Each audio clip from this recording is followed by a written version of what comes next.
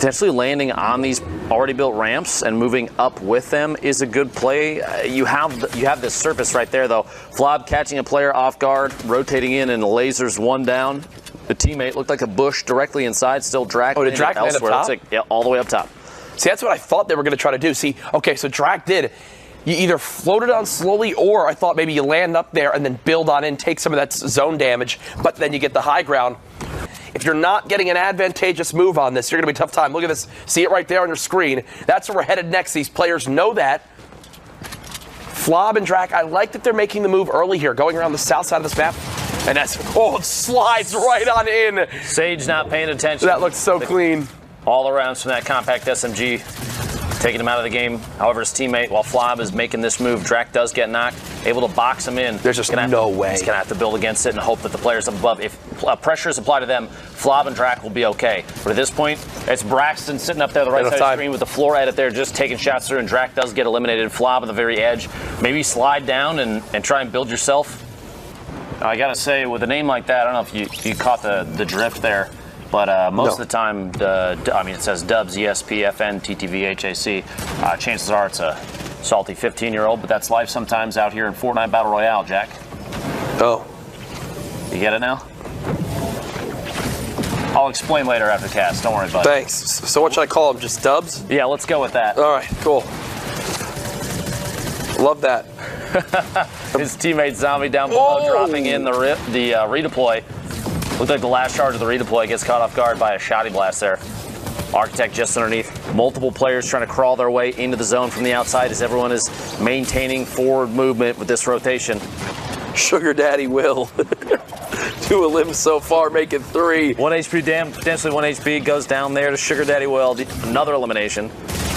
Another one now on the Zombie as they build back up.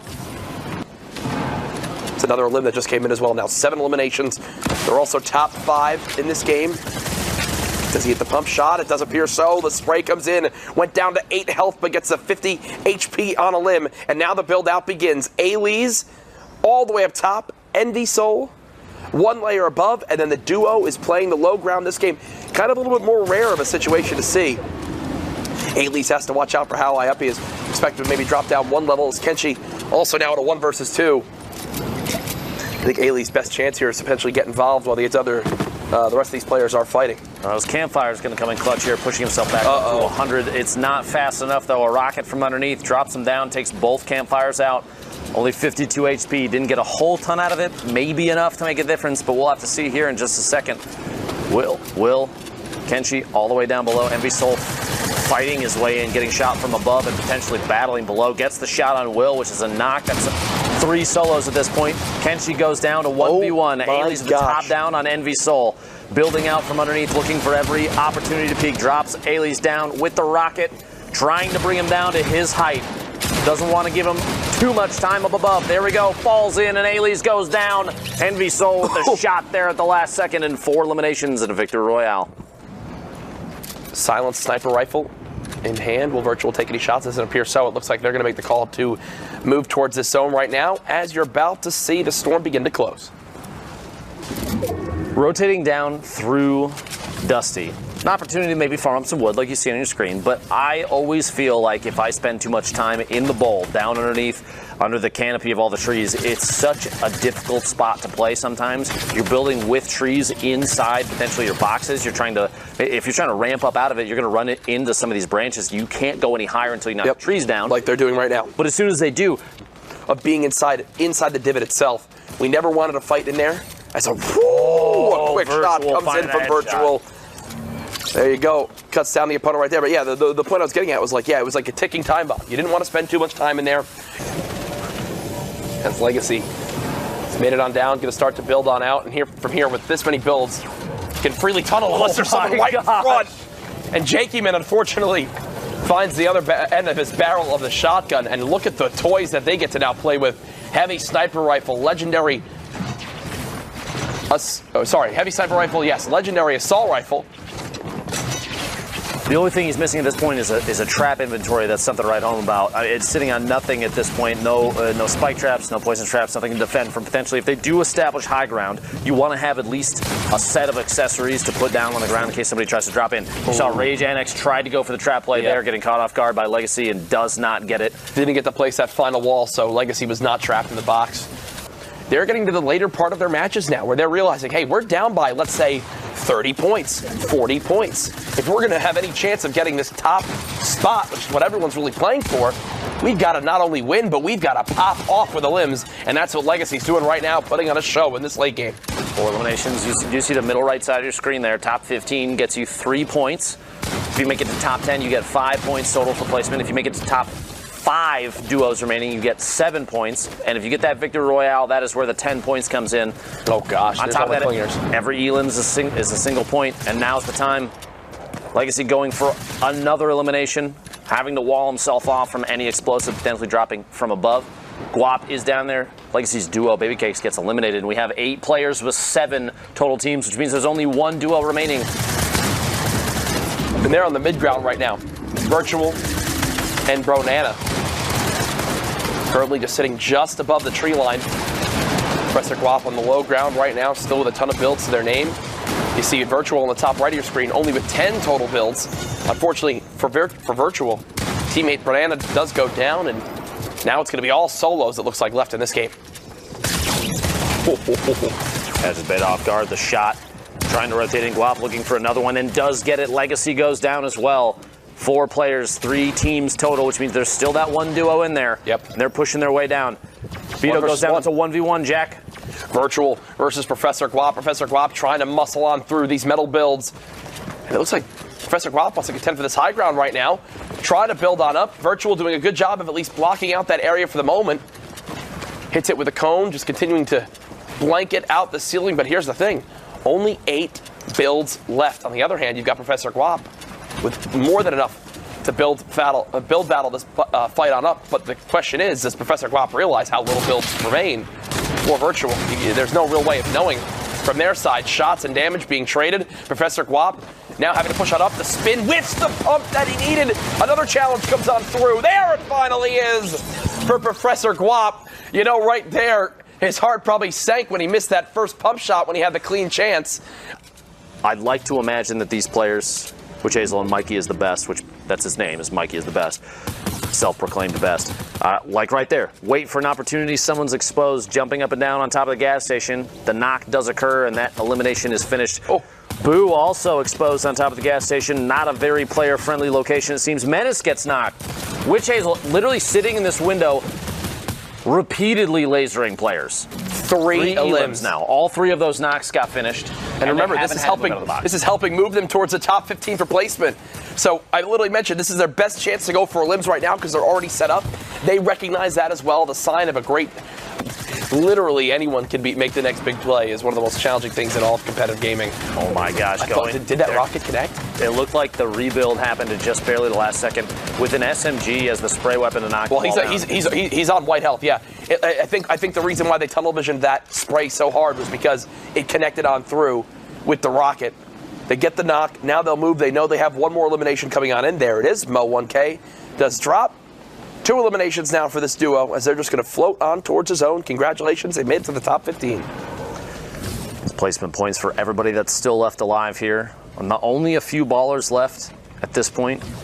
Too fast, but that backside might have been exposed if somebody was behind them. We'll see here in a second. They did. 1 surface is in the way. Oh, and it's, oh my gosh, the window edit. In these late games, I wonder what sigh of relief these players have when they get an elimination like that, right? Like, that was what, 60 damage in total that they wound up hitting that player with, and they get an elimination. They're just going to float, float, float. They're avoiding having to build up this small little mountain. As again, you see everyone spamming on up. Senpai now challenging for the high ground. 90s being built. Vame recognizing that he's being challenged for this high ground, just building all the way on up. This is to Jadu and Dogson, who just landed from this rift. Now stuck in the zone, trying to edit through this wall. It was a little bit awkward because I think they were both trying to push through the same wall at that moment. Dogson having to stop and pop minis right now. Can't exactly tell if they've got ultimate high ground. They do not. It's Vame. Even higher up, spraying on down at everyone just below. Ronan, Tristan, The duo still staying alive, but not too healthy at the moment. But as I say that, they get a knock on one, and they can potentially clean up the second. 10 players left. No rocket ammo, so that grenade launcher just taking up a spot in Tristan's inventory would be huge for late game, potentially, depending on the position of this circle. Player drops down and slides down the waterfall. Had that floor caught him, Tristan would have been in a tough spot. Dogson sitting on 9 rockets, 45 builds. Tristan all the way in the bottom. 136 gets the knock. Can Tristan flip this? A 1v1 now, only 38 HP. Goes for the shot, gets shield tags, 6 HP. Tristan can clutch up the last second here and looks for the shot, and he hits the wood and pays the price. And until right now, there was an opportunity there, maybe for a couple hits. Maybe his teammate could hold the turbo build. The trap from the back. Oh my gosh. Iota goes down and they laser that post trap down. I'm thinking that he had to have accidentally got on that drift board. Again. Oh, they landed on the high ground. I love that decision. They float into the zone, take a little bit of damage, land on the high ground, but it looks like others have the same idea as well. And oh my the God! zip line taking all that structure out, Jack. Zip line right through everything, saying, hey, that's cute, and just decimates like 15 walls instantly. Summer now with the spray with this epic assault rifle. Pump shotgun in the back pocket as well. Sloth drops to the zone. Look at everyone trying to just go up this vertical angle. So awkward. Akai at the bottom does get cut down. Bamboozle building with Blaze right below. A little overzealous. The launch pad is going to give him an opportunity to move. Again, another set of launch pads gets knocked down, caught inside a box with Gratrix, and does get the knock. Summer, the elimination, puts him at 6 total for this duo. Sakairos in the feed gets an Elim on Froze. Everyone making moves at this point, trying to bunker down. Those, for anybody that does not realize, those turrets go down when they need to bolster the HP of whatever surface they're built on. If you just have wood or you're on wood when you place those down, they take quite a bit more to shoot down instead of just a wood floor or even a double layer. So there is a use even during movement. Swing and elimination in their favor. There goes one, and that's exactly why. Blake pumps out a ton of damage, unfortunately not actually able to confirm that elimination. Still the builds coming in. 2 total builds left. Gonna have to drop on down, make a hero play. There's the knock on the Summer. The shot onto the teammate as well. Blake's given himself a chance. Blake has given himself a chance. Removes one of the final couple duos in this game. Blake playing the low ground. The player nearest by him actually very, very weak. Will Blake be able to challenge us in time? Crodot and Crunch on the high ground. You think they've got to be the heavy favorites to win this game? Top-down view on pretty much everybody else, but Blake is not going down just yet. Stuck in a box with Heiser there.